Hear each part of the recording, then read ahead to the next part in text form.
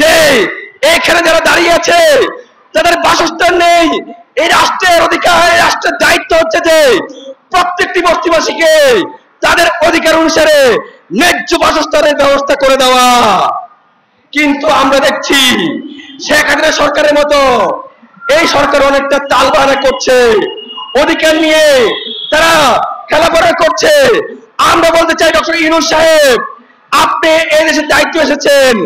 আমি চাই, আমরা চাই, জনগণ চাই, বস্তিবাসী চাই আপনি তাদের পাশে থাকুন এবং তাদের অধিকার বাস্তবায়ন করুন। কারণ আপনার কোনো বাধা নেই, আপনার শক্তি আছে, বিশ্ব শক্তি আছে, জাতীয় শক্তি আছে, সকল দলের সাপোর্ট আছে, জনগণের শক্তি আছে।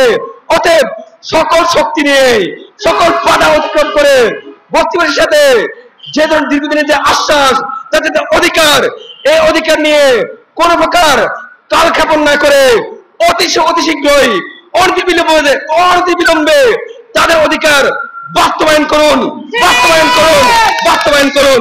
ধন্যবাদ সবাইকে।